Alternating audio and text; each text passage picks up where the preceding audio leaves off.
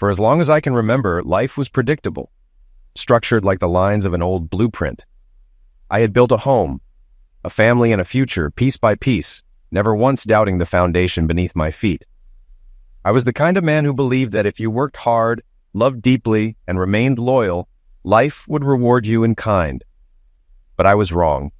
The early years of my marriage were filled with warmth and laughter. Kayla and I started with nothing but dreams and a small apartment that barely fit our secondhand furniture. We scrimped, saved, and built a life from the ground up. I worked long hours while she managed the household, and together we found our rhythm. Our children, Carly and Josh, were the greatest symbols of our love, our living, breathing legacy. And for years I believed we were solid, unshakable, until the night everything crumbled. Looking back, the warning signs were there, small cracks in the foundation I had been too blind to see. Kayla grew distant, preoccupied, like a woman carrying a secret too heavy to bear. I convinced myself it was stress, a phase that would pass. But the truth was far simpler and far crueler.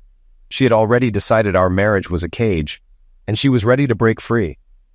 And then came the night that shattered everything. "Really, Dad? Mom was right. You're a total idiot." That was the last thing my daughter said before I ended the call. In the days that followed, her messages kept coming. I ignored everyone. Texts, voicemails, all of it. Erased. Every word she sent echoed with her mother's voice, dripping with the same accusations, the same bitterness. It was like she had been trained to parrot Kayla's version of events. 10 years of silence, and now she expected to waltz back into my life? It wasn't an olive branch. It was a reminder that she had chosen her side long ago. "I'm Tom Williams. I used to be married to Kayla Williams. 17 years together, then it all crumbled.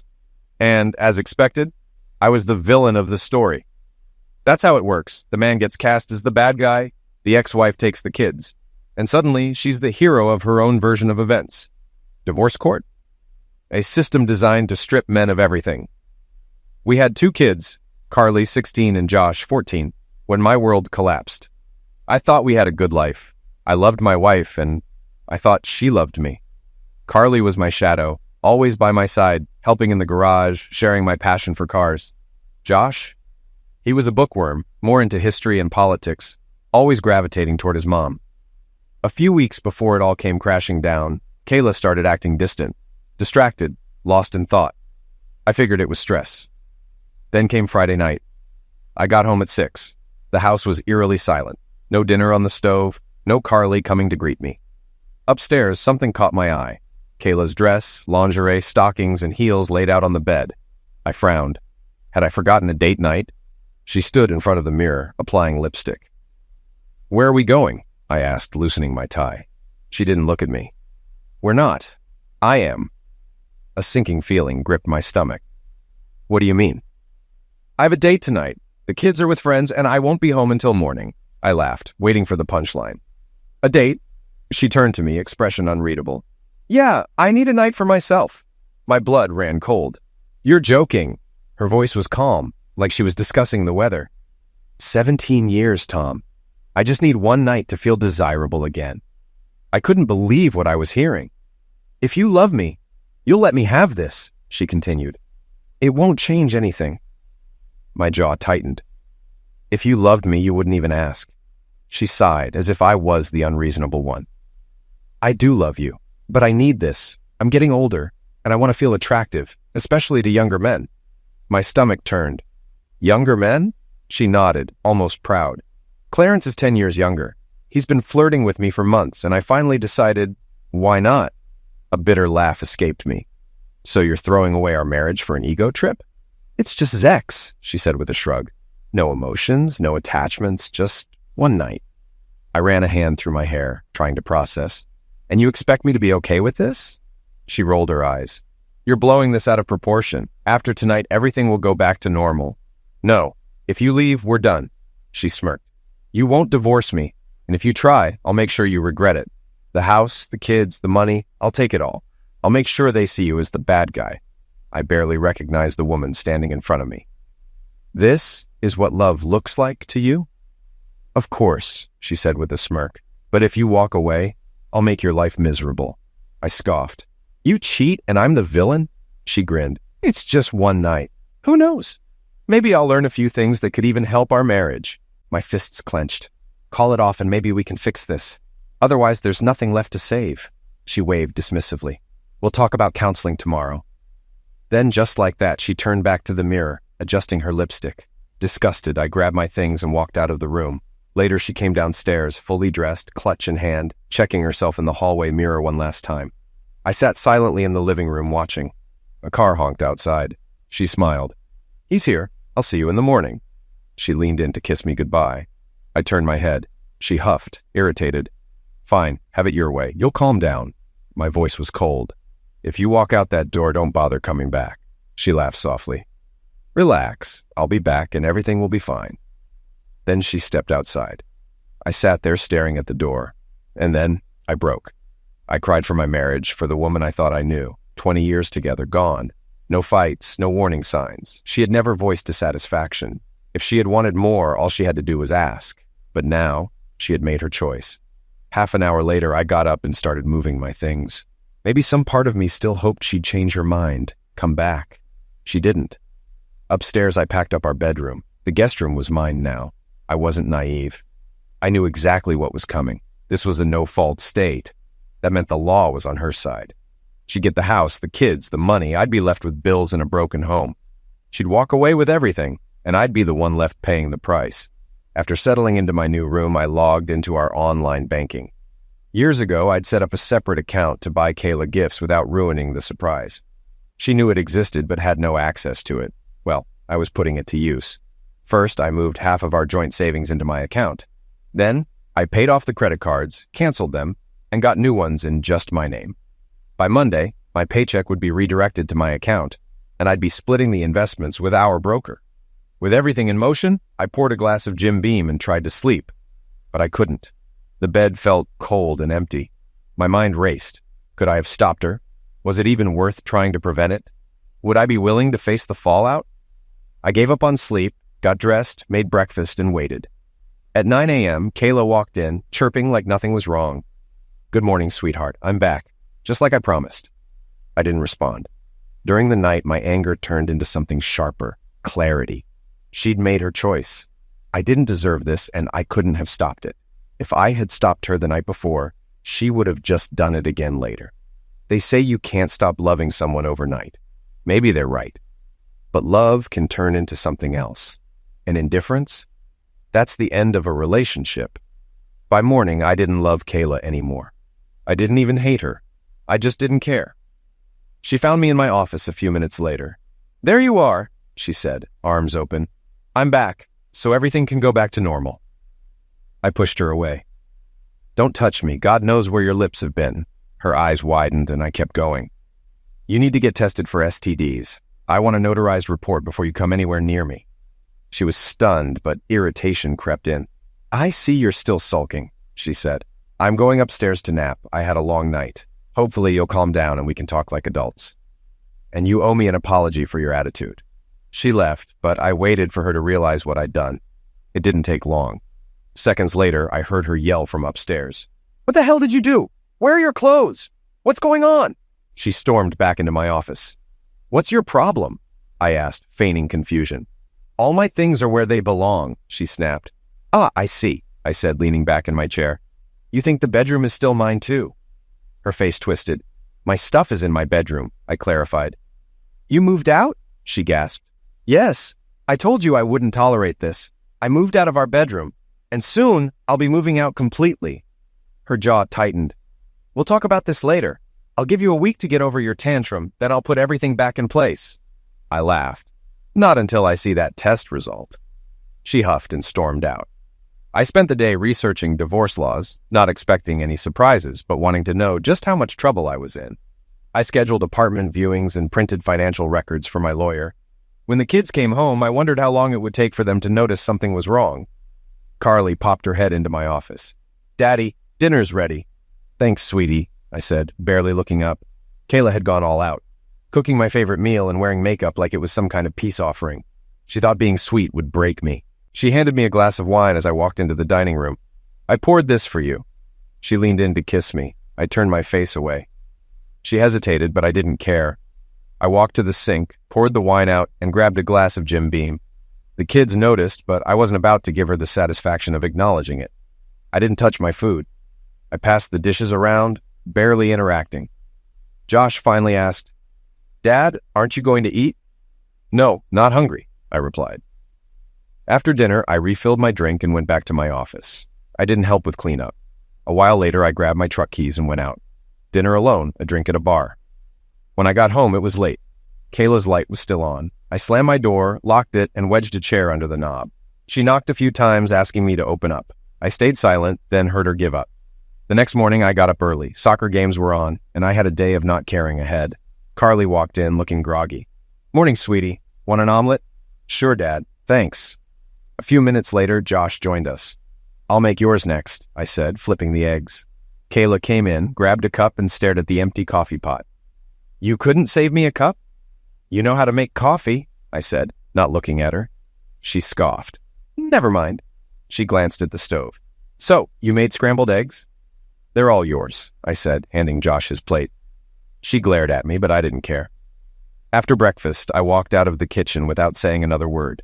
By noon, I was on the couch, watching the game. Kayla came in with lunch and a beer, placing them in front of me. "I brought you lunch so you don't miss the game," she said, smiling. Without a word, I kicked the plate and beer off the table, sending them crashing to the floor. She gasped. I got up and grabbed a new beer from the fridge. I wasn't drinking the one she brought. It didn't matter. And no, I didn't clean up. She brought it in so she could clean it up. I wasn't sticking around much longer. "We need to talk," she said after a pause. "Shut up. Game's on," I muttered. "For God's sake, Tom, the kids noticed," she pressed. "Good. They'll notice when I leave." She crossed her arms. "You're not moving out. There's not going to be a divorce." I ignored her. Later, Carly and Josh sat down across from me. Carly was the first to speak. "Dad, what's going on with you and Mom?" I took a deep breath. "Your mom and I are getting a divorce. This isn't about you. We both love you, but this is between us." Josh frowned. "Why?" "Because your mom did something I can't forgive," I said, my voice firm. "She knew exactly how I felt, and she did it anyway, and she doesn't regret it." Carly's expression tightened. "You mean her date Friday night?" I turned to her, stunned. "You knew?" "Yeah," she admitted. "Mom told us you weren't happy about it." "So you know she cheated?" I asked, my stomach twisting. Josh shook his head. "No, she didn't," he insisted. "She told you first. It wasn't sneaky, just one night." "Yes, Dad," Carly added. "She said if you really loved her, you'd move on." I stared at them, speechless. They were siding with her. "Really?" I asked, my voice colder now. "If she loved me, why would she want to sleep with someone else?" Carly sighed. "Come on, Dad. It was just once. She promised it won't happen again." "Let's talk about promises," I said, leaning forward. 17 years ago, she promised to be mine, no exceptions. If she can break that vow so easily, why should I trust her now? Josh met my gaze, his jaw tight. "But you promised to stay through good and bad," he countered. "True," I acknowledged. "But when she broke her vows, she broke the contract. That releases me from mine." Carly exhaled sharply, frustrated. "We just don't get why you're ending the marriage over one night." I shook my head, feeling the weight of their judgment. "Why am I being blamed for this? Why am I the one ruining the family? She made her choice, and I made mine." They didn't want to hear it. Kayla had already filled their heads with her version of things. To them, she did what she needed, and I was the one overreacting. One night out of 20 years. What was one night out of 7,305? When they realized I wasn't changing my mind, they left. I finished the game in peace. Dinner was her next attempt at manipulation. Kayla cooked my favorite meal, acting like the perfect wife. Josh walked into the room. "Dad, dinner's ready," he said. I grabbed my truck keys without looking at him. From behind me, Carly's voice cut in. "Where are you going?" "Dinner's on the table." "Sports bar," I said, heading for the door. "I'll eat there." "But Mom made—" "I'll be back after the game," I interrupted, shutting down the conversation. I had a great burger and fries at the bar. The beer was perfect. 1 per quarter, enough time to sober up. The place was just 5 minutes away. When I got back, everyone was asleep. The mess from earlier was gone. That made me smile. Monday morning, I was up early. First stop, my broker.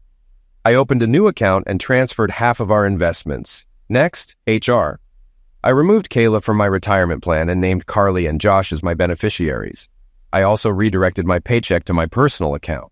Finally, I told my boss I'd need some time off for legal matters. He was understanding. My lawyer confirmed what I already knew. Getting custody was unlikely. At their age, the court would probably consider their wishes. Based on our conversation, I wasn't counting on them choosing me. I had him start the paperwork. After work, I went to the bar to watch Monday Night Football. 3 tacos for $1. Had 3 in the first half, 3 in the second.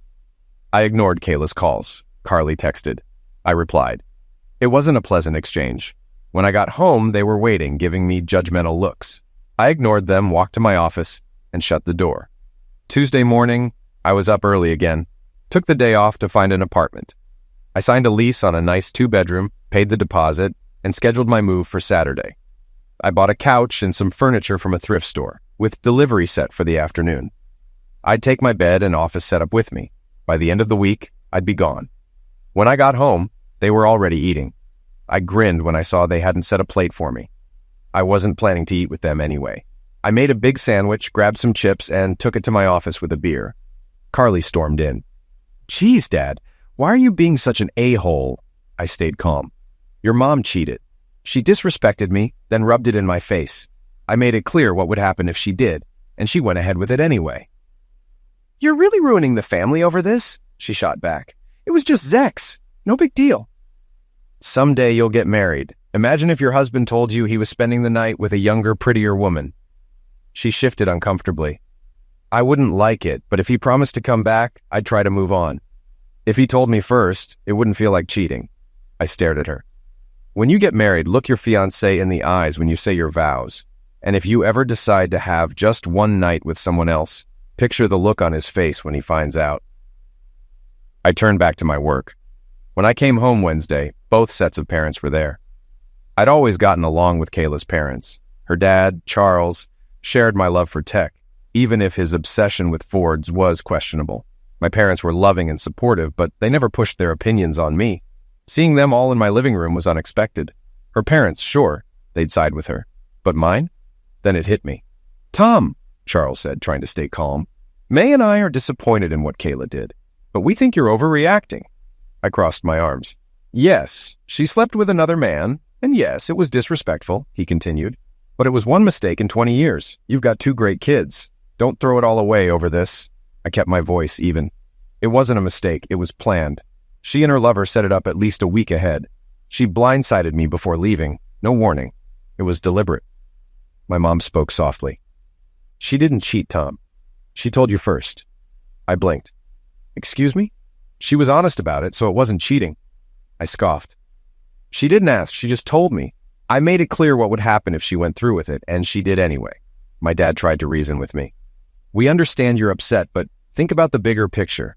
Kayla loves you. She promised it won't happen again. With counseling, you can get past this. Don't let your pride cost you your family." I stood there stunned.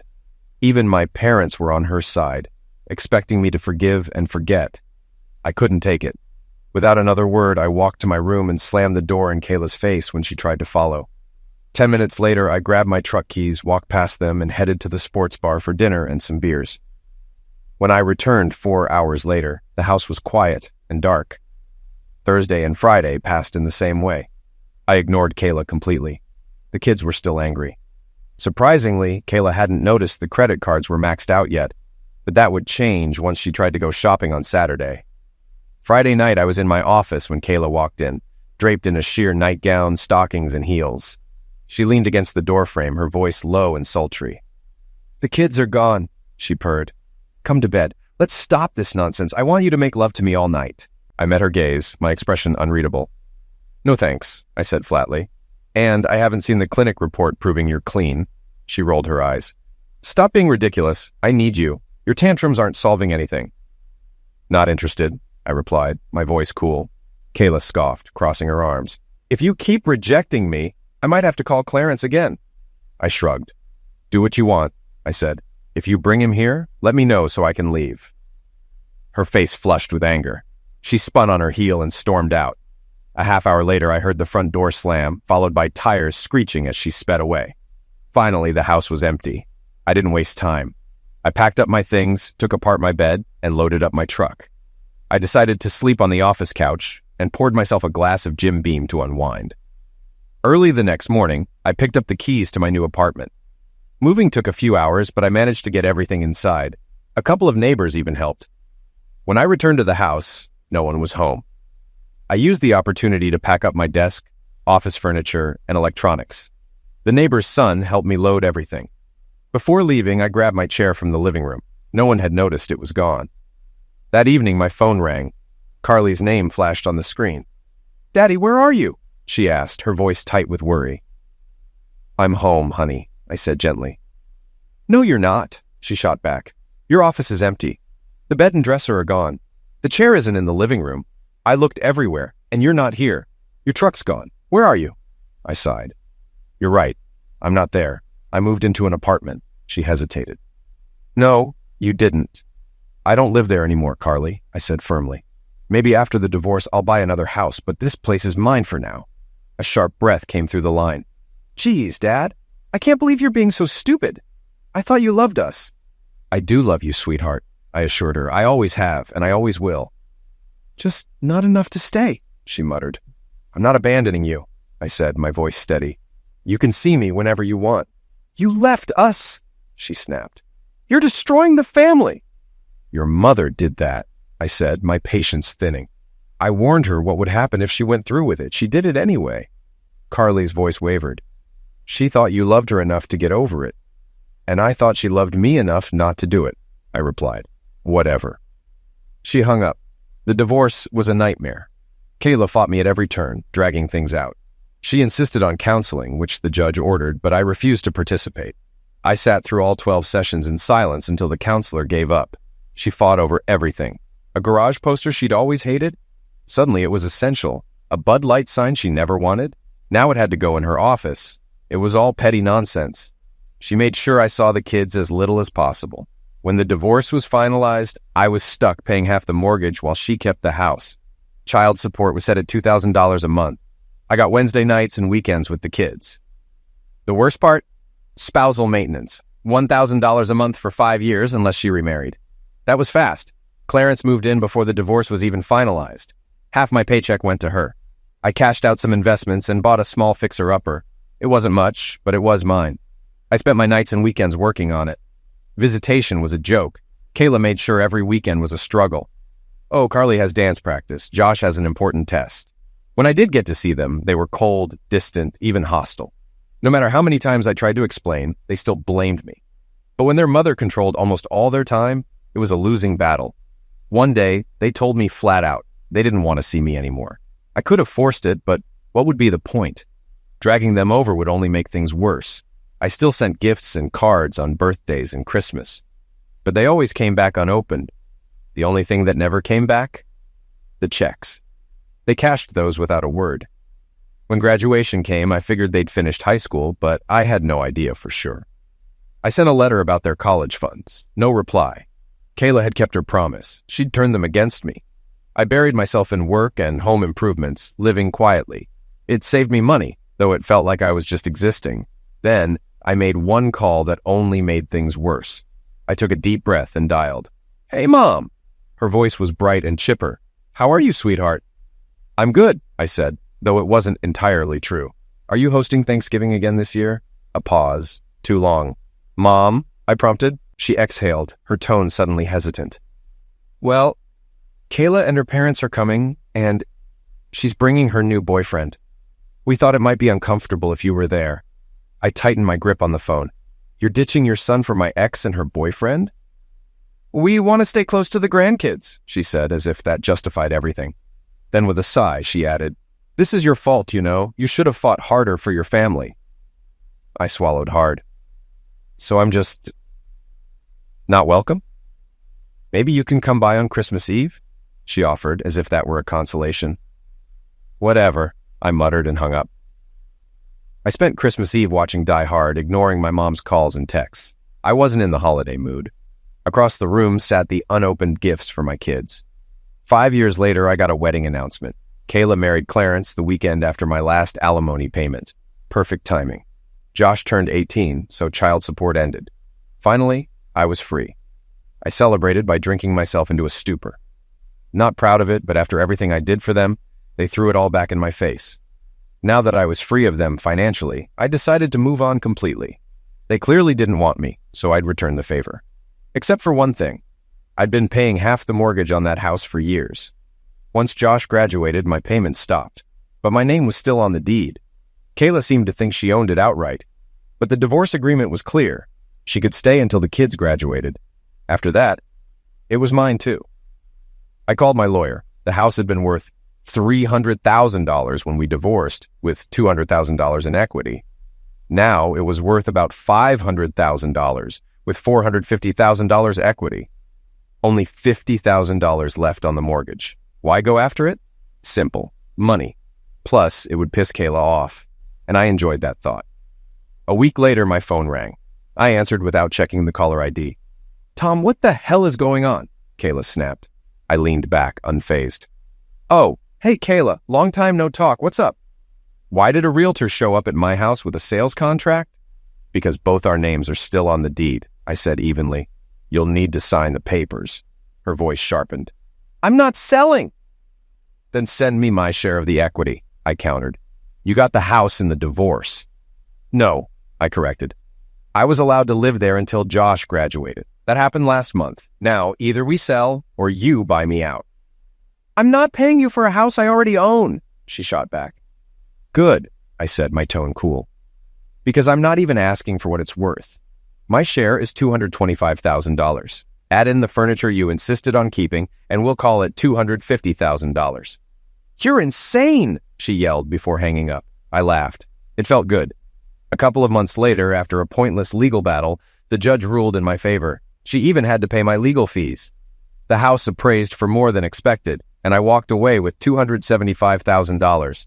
Kayla and Clarence bought me out. Most of the money came from Clarence, which caused problems between them. Not my problem. With that cash, I finished fixing up my house and built a workshop out back. I bought a beat-up '72 Chevy truck. Just needed a new chassis. Over the next year, I rebuilt it from the ground up. I went with a 427 big block engine, had it upgraded, and added a supercharger. The first time I floored it, the rear tires shredded instantly. I almost lost control but managed to keep it straight. Lesson learned. Respect the power. A few weeks later, I saw a flyer for a local car show. I signed up. At the event, I pulled into a parking spot beside a stunning '68 GTO. The owner, a redhead with a young daughter, stood nearby. No ring, no guy in sight. I stepped out of my truck and nodded in her direction. "Morning. Nice car." She glanced up and smiled. "Thanks. Your truck's pretty sweet, too." "First time at a show?" I asked. "As an exhibitor, yeah," she said. "I'm Marie, and this is my daughter, Jenny." "Nice to meet you both," I said. "I'm Tom. If you two need some shade, feel free to hang out with me." We spent most of the day chatting. Marie shared how her ex had cheated with his boss's wife. Instead of exposing him, she made a deal. He gave her the GTO to keep quiet. Jenny, full of energy, added, "I don't talk to my dad anymore. He's trash." At the end of the show, I wasn't ready for it to end. "Want to grab dinner?" They agreed, and we headed to Red Lobster. Over dinner, they asked about my past, so I told them everything. How my ex had cheated, how my kids sided with her, how I lost it all. "Wait, so she cheated and your kids cut you off?" Jenny asked. "Yep." By the time I could explain, they were already on her side. Marie reached across the table and squeezed my hand. "I'm so sorry, Tom. You didn't deserve that." Her warmth hit me harder than I expected. We laughed and talked for a while longer. Before we left, we exchanged numbers. Marie agreed to meet up again. As they walked to their car, Jenny turned back, gave me a grin, a wink, and 2 thumbs up. The next weekend, I asked Marie out again. She eagerly agreed. Dinner and dancing. When I walked her to the door, I kissed her cheek. In the window, Jenny grinned and flashed me another double thumbs up. After 2 more dates, I invited them over for dinner. I had taught myself to cook after my divorce, and my lasagna was one of my best dishes. They loved it. They also loved my house, though I overheard Marie whispering, "It needs a woman's touch." The following weekend, Marie invited me over. Her cooking put mine to shame. I ate so much I had to apologize. "That's the best compliment a cook can get," she laughed. "Mom's amazing, but I'm almost as good," Jenny chimed in. 2 weeks later, another night out, another dance. A slow song played. She pressed against me. We kissed, deep, slow, electric. A few weeks later, she leaned in and whispered, "Take me home." I hesitated. She giggled. You're home, silly. Good thing I drove my regular truck, not the 72. I might have lost control.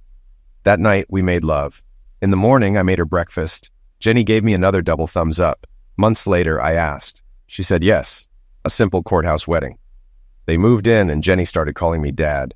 Life was good. Sure, there were disagreements. Jenny and I clashed sometimes, teenager versus authority figure. But she respected me, and Marie loved me as much as I loved her. A year later, my phone rang. Unknown number. I answered. Hello? Hi, Daddy, came an excited voice. I frowned. Carly? Yes, she said, practically bubbling over. I have great news. I'm getting married. My chest tightened, but I forced a smile. That's wonderful, sweetheart. I want you at the wedding, she said. Of course, I said, relieved. Walking you down the aisle would be an honor. There was a pause. Then she said, Oh no, Clarence is walking me. He's paying for the wedding. And since it'd be awkward with Mom, you won't be in the front, but I still want you there. Silence. My stomach dropped. Clarence? I finally asked, my voice cold. The guy your mother cheated with? Carly sighed. Dad, I'm trying to fix things. If you hadn't left, Mom and Clarence wouldn't have fallen in love. I clenched my jaw. So you still think she did nothing wrong? More silence. I exhaled sharply. Then I won't be there. You handed my last great honor to the man who broke our family, and frankly, I doubt your marriage will last. You'll probably cheat just like your mother did. Carly's voice turned ice cold. Fine, don't expect to see your grandkids. If you raise them like you were raised, I don't want to... A sharp inhale on the other end of the line. Then through gritted teeth, she spat. Really, Dad? Mom was right. You're a total idiot. Click. That was the last thing I ever heard from my daughter. I put my phone down, grabbed my tools, and got back to work. The '63 Chevy pickup wasn't going to fix itself. I was so focused I didn't notice Jenny sneak in and grab my phone. I hadn't even realized she was home. I was furious at my dad.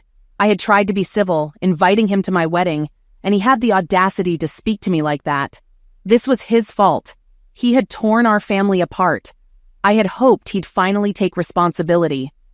My phone rang again. Another unknown number. With all the wedding planning, I'd gotten used to random calls. I answered. Hello? A sharp voice came through the line. Is this Carly Williams? Yes, I said cautiously. Who's this? You can stop calling my dad and being a cast-iron witch to him, the voice snapped. I blinked, caught off guard. Excuse me? Who the hell are you? I'm Jenny Williams, she said, her tone icy. My mom married your ex-dad, and he adopted me. I love him, and I'd never treat him the way you do. You're an insult to daughters everywhere. I reeled, trying to process. What are you talking about? Jenny let out a bitter laugh. Oh, I know exactly what happened. Your mom cheated, and you defended her. That says everything about you. I opened my mouth, but she steamrolled on. My real dad cheated, and my mom threw him out. And if she ever did that to my dad, I'd help him pack her bags. She paused, just long enough for her next words to hit even harder. Tom isn't my biological father, but he's the best man I know. In fact, I should thank your hooker of a mother for being so stupid, because if she hadn't thrown him away, I wouldn't have him as my dad. I was speechless. Jenny's voice turned even colder. And by the way, tell your grandparents they have another granddaughter. Not that I care. If they'd turn their backs on their own son, they're nothing to me. I clenched my fists. You little... Jenny cut me off. One last thing.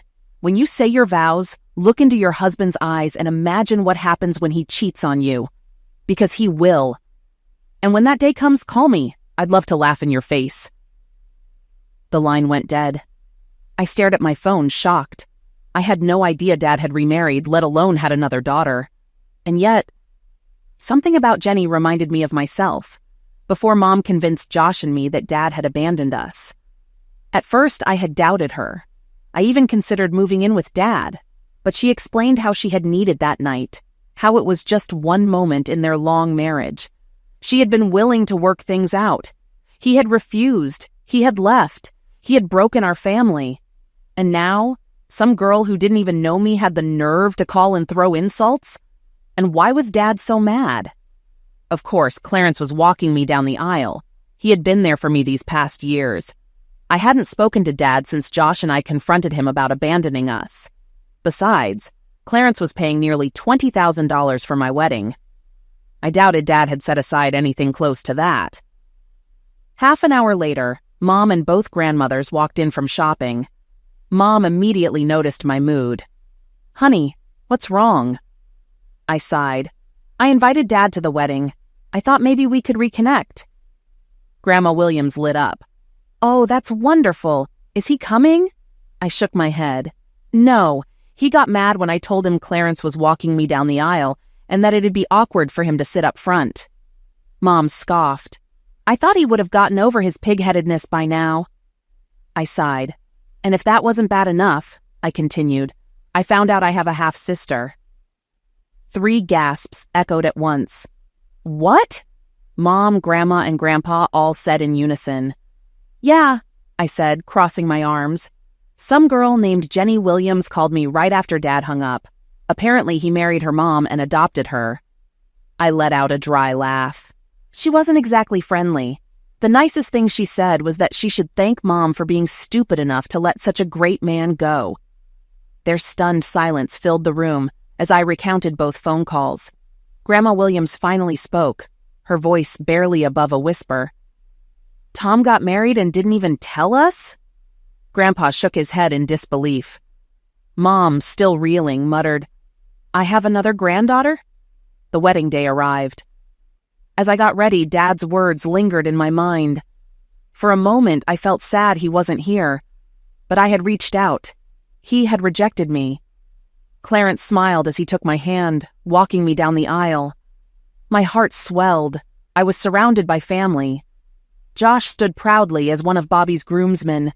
Everyone was here for me. Tears welled in my eyes. Mom watched with pride, tears slipping down her cheeks. At the altar, Clarence lifted my veil, kissed my cheek, and whispered, "Congratulations, baby girl." Then the priest spoke. "Who gives this bride away?" Clarence answered, "Her mother and I. Something felt wrong." I pushed the thought aside. The priest continued. I looked into Bobby's eyes and began my vows. To have and to hold in sickness and in health, in good times and in bad, forsaking all others. I froze. As I looked into Bobby's eyes, my vision blurred. Suddenly, I saw him with another woman. Then, just as quickly, the image shifted. I saw myself standing before my father, telling him I had slept with someone else. A murmur swept through the guests. Bobby's brow furrowed. "Carly?" A weight I hadn't even realized I was carrying lifted. I smiled. "I finally get it," I whispered. Bobby blinked, confused. That's great, but what do you get?" "Everything." I took a steady breath and looked him in the eyes. "Bobby, do you love me?" His frown deepened. "Of course. Why would you even ask?" I exhaled slowly. "Because I can't marry you today." A collective gasp rippled through the crowd. Bobby's face paled. "You're not leaving me at the altar, are you?" I squeezed his hands. "No way. We are getting married. Just not today." Shocked whispers filled the church. I ignored them. For the first time, I didn't care. "This is wrong," I said, "and I need to make it right. I'm only getting married once, for life, so I need to fix things first." Bobby was confused. "Carly, what's wrong?" I looked into his eyes. "I love you with everything I have, and I will marry you, but we need to go now and make things right.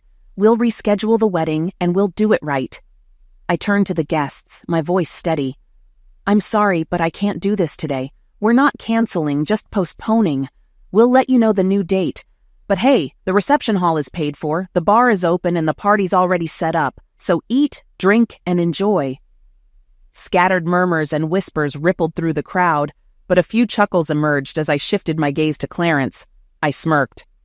"And don't worry, you're still paying the bill." Laughter spread through the guests. Without another word, I grabbed Bobby's hand and turned to walk back down the aisle. Before we could leave, Mom and Clarence stepped in front of us, blocking our path. Mom's eyes were blazing. "What are you doing?" she demanded. I met her glare, unwavering. "Fixing a mistake." Her brows furrowed. "What mistake?" My jaw tightened. "The biggest one I ever made." Confusion flickered across her face. I didn't hold back. "The mistake of believing your nonsense. The mistake of blaming Dad instead of helping him kick your cheating aide to the curb? Her lips parted in shock. Carly, I'm your mother, I scoffed. Yeah? Well, you're also a hooker. And once a cheater, always a cheater. Her face turned crimson. How dare you? I let out a sharp, bitter laugh. How dare I? My voice dripped with contempt. I regret ever being anything like you. It wasn't until I looked into Bobby's eyes that I finally saw you for what you are, a liar and a cheat. And you know what? Once a cheater, always a cheater. A realization hit me like a freight train. If Bobby ever betrayed me, it would destroy me. And if I ever did that to him, I'd be no better than her. All this time, I had been blind. Dad had been the real example. She had been the mistake. Mom's expression twisted with anger. What? What are you talking about? But I saw it. The flicker of fear in her eyes. I tilted my head, my voice dropping to a lethal whisper. Come on, Mom. Do you really think I don't know about your training sessions with Jim Davis? Clarence stiffened beside her. I smirked. Funny how all your workouts happen at his apartment, not the gym. Her face went pale. How about Carlos, the pool guy? He takes extra time every visit because he's busy screwing you on the chaise lounge. Or the landscaping crew. Do they get special tips after finishing the yard work? I smirked. I've got video proof. Came home early a few times just in case you feel like denying it. A horrified gasp rippled through the crowd. And let's not forget Mario, your barber. Every haircut ends with you on your knees in the back room. At least Clarence doesn't have to worry about you cheating on your boss, since he is your boss. Clarence stiffened, his expression shifting from shock to disgust. Oh, and Alan Morris, our faithful married neighbor? He sneaks over whenever his wife's out for girls' night. Sound familiar? Mom's desperate eyes darted to Clarence, but it was too late. He had heard every word, so had everyone else. Then, an idea struck me. I turned to Clarence and, with an icy smile, said, Before God and everyone here, I vow to pay you back every dime you spent on this wedding, with the same sincerity my mother had when she made her vows. Yeah, he shouldn't hold his breath. With Mom stunned into silence, I grabbed Bobby's hand and led him down the aisle.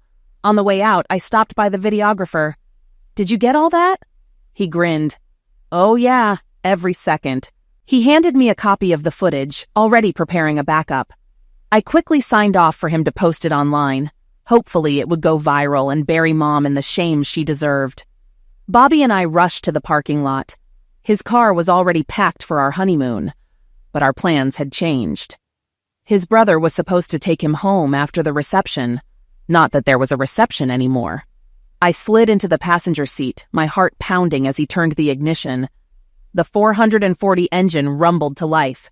Not a GM, but his '69 Challenger was still a beast. Where to? Bobby asked as we peeled out of the parking lot. West on 156, I said, pulling up my phone. I'll put in the address. Finding Dad wasn't hard. I knew the town. A quick real estate search told me exactly where he lived. 2 hours away.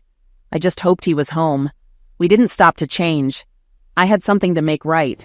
Opening the door to find a woman in a wedding dress and a man in a tux on my porch was surreal. If I were a priest, maybe, but I wasn't, and this wasn't a church. Even more shocking, I recognized her. My daughter, Carly, the one who had cut me out of her life. I knew today was her wedding day, so why was she here? Shouldn't she be at the reception? On her honeymoon? Her voice trembled. Daddy, can we talk? Still stunned, I stepped aside, gesturing toward the living room where Marie and Jenny sat, just as shocked. Carly, I said cautiously, this is my wife Marie and our daughter Jenny. Then I turned to the man beside her. And you are... Oh, right, Carly interjected. This is my fiancé, Bobby Jensen. Fiancé? I frowned. I thought you just got married. She hesitated. I couldn't go through with it, not without you walking me down the aisle. Tears welled in her eyes. Daddy, I finally understand. You were right. I was blind, caught up in Mom's lies, blaming you when she was the one who walked away. I was young and stupid, but I see it now, and I need you in my life. I need you to walk me down the aisle. I stood frozen, trying to process everything, but one question nagged me. Carly, what happened at the wedding? She glanced at Bobby, then pulled a disc from her bag. You should watch this." While Bobby grabbed their suitcase and Marie led Carly to change, I set up the video. When they returned, I hit play. At first, it was a normal wedding. Bobby waited at the altar. The bridesmaids walked down, and Clarence led Carly down the aisle. Then, as Carly recited her vows, she hesitated, struggled, stopped. "She actually did it," Jenny whispered.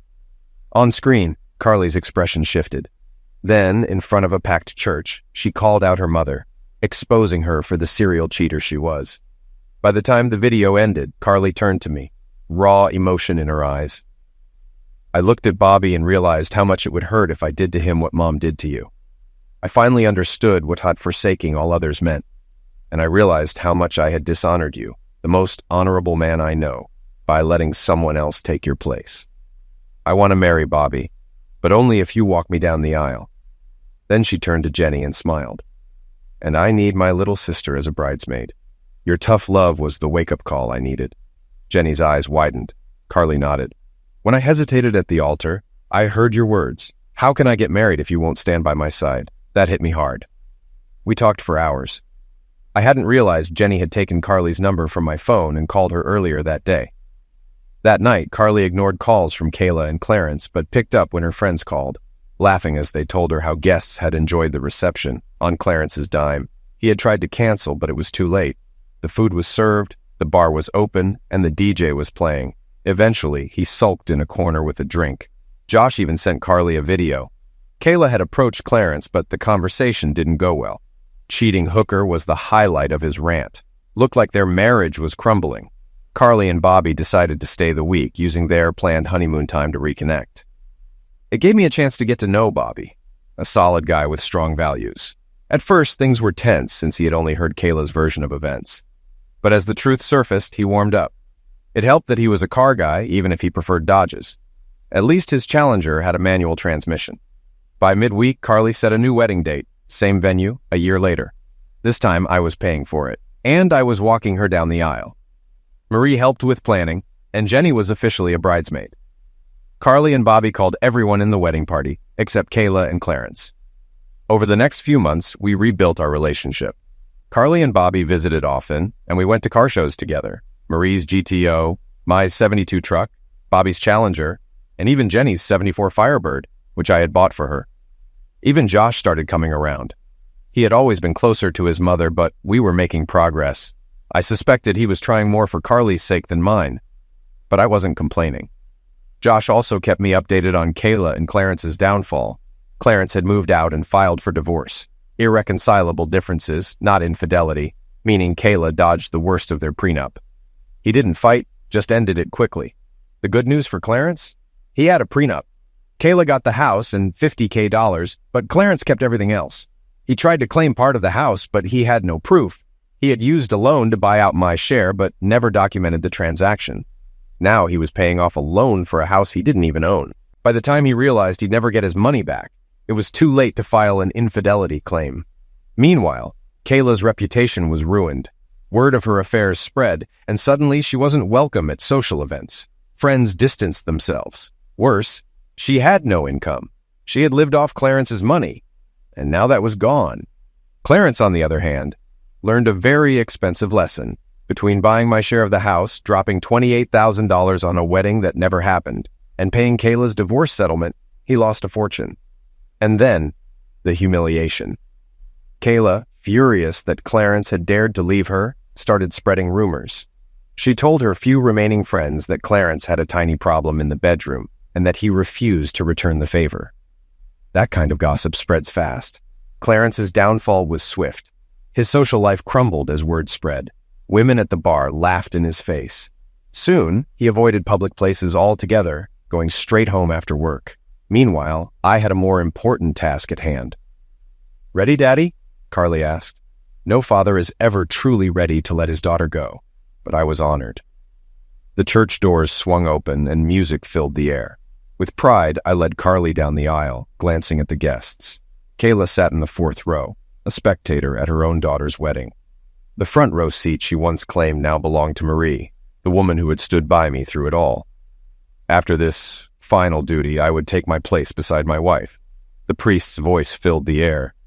Who gives this woman in marriage? I straightened my shoulders. As her father, I do, I said firmly. Leaning in, I kissed Carly's cheek and whispered, "Love you, baby." Then with steady hands, I placed hers in Bobby's. And for the record, this wasn't my idea, it was hers. I took my seat beside Marie, watching as Carly faced Bobby, her voice steady as she recited her vows. To have and to hold in sickness and in health, in good times and bad. When she reached the final part, she lifted her chin, her voice ringing out with unwavering certainty. "Leaving everyone else behind!" She grinned at Bobby as she finished. It was a beautiful ceremony. When they sealed it with a kiss, the guests erupted in applause. At the reception, I sat at the head table, Marie beside me, watching the room. Across the hall, Kayla nursed a drink, her scowl deepening every time her gaze landed on Marie in her old seat. Clarence wasn't invited, not that he would have dared show up. My last duty as a father was complete. I'd walked my daughter down the aisle, toasted the newlyweds, and shared a father-daughter dance. Now I watched as Jenny twirled around the dance floor, surrounded by eager young men. Then a familiar voice cut through the music. "Marie, mind if I borrow your husband for a dance?" Kayla. Marie met her gaze for a long moment. Then with a small smile, she said, "Just make sure to return him where you found him." She looked at me and added, "I trust you. I don't trust her." I led Kayla onto the dance floor. A slow song played, probably one she had requested. I kept my distance. For a moment, we danced in silence. Then she spoke. "You were supposed to give me that one night and we were supposed to move on. You shouldn't have left. You should have known I wouldn't stand for you cheating no matter how many times you did it. But I didn't cheat. I told you beforehand." I sighed. "Doesn't change the fact that you slept with someone else. That's cheating." "I never wanted this," she whispered. "I just needed one night, and we could have been together forever. You're the only man I ever loved." "Him? He was nothing. The Zex wasn't even that good. He was selfish and not as big as you." I arched a brow.